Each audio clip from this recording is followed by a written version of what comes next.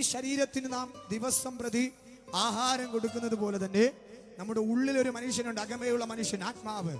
ആ മനുഷ്യന് ബലം പ്രാപിക്കുവാൻ വേണ്ടിയാണ് ഇന്നത്തെ ദിവസം ഈ പ്രാർത്ഥന കടന്നു വന്നിരിക്കുന്നത്. എന്തിനാ ബലം പ്രാപിക്കുന്നത്? ആ ബലം പ്രാപിച്ച് പുഷ്ടിപ്പെട്ടാൽ മാത്രമേ നമ്മുടെ കർത്താവിന്റെ കാഹളത്തിൽ വിശുദ്ധിയോടെ നിലനിൽക്കുന്ന നമ്മെ ചേർക്കുവാൻ വേണ്ടി കർത്താവ് വരുമ്പോൾ അവനോട് കൂടെ നാം മേഘങ്ങളിൽ എടുക്കപ്പെടത്തുള്ളൂ. Hallelujah, hallelujah.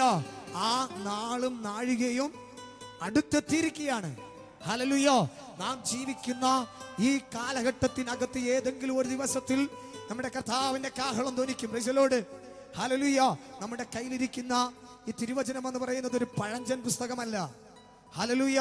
നൂറ്റാണ്ടുകൾക്ക് മുമ്പേ എഴുതി വെച്ച പ്രവചനങ്ങൾ അക്ഷരം പ്രതി ഈ കാലഘട്ടങ്ങളിൽ നടന്നുകൊണ്ടേയിരിക്കുന്നു. നോക്കിയേ, പശ്ചിമേഷ്യ നോക്കിക്കഴിഞ്ഞാൽ യുദ്ധങ്ങൾ കൊടുമ്പിരി കൊണ്ടുകൊണ്ടിരിക്കുന്നു. ഹല്ലേലൂയ. ഇസ്രായേൽ ഗാസയെ പിടിച്ചെടുത്തുകൊണ്ടിരുന്നു. അത് കഴിഞ്ഞപ്പോൾ ഇറാഖിനോട് യുദ്ധം നടത്തുന്നു. പല രാജ്യങ്ങളോടുകൂടെ യുദ്ധങ്ങൾ, റഷ്യ യുക്രൈൻ യുദ്ധങ്ങൾ. അങ്ങനെ നോക്കിക്കഴിഞ്ഞാൽ ലോക രാജ്യങ്ങൾ മുഴുവൻ സമാധാനം നഷ്ടപ്പെട്ടുകൊണ്ടിരിക്കുന്നു. ഹല്ലേലൂയ, ഹല്ലേലൂയ, ഹല്ലേലൂയ. നമുക്കറിയാം UN എന്നൊരു വാക്ക് നമുക്ക് കേട്ടിട്ടുണ്ടല്ലേ?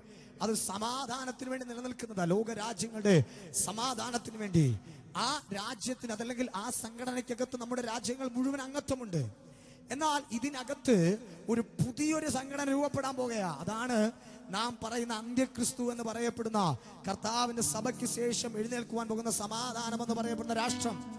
ആ രാഷ്ട്രം എത്രയും വേഗം എഴുന്നേൽക്കുവാൻ സമയമായി. അതിനു മുമ്പേ നമ്മുടെ സഭ ഇവിടെ നിന്ന് എടുക്കപ്പെടും. Price the Lord.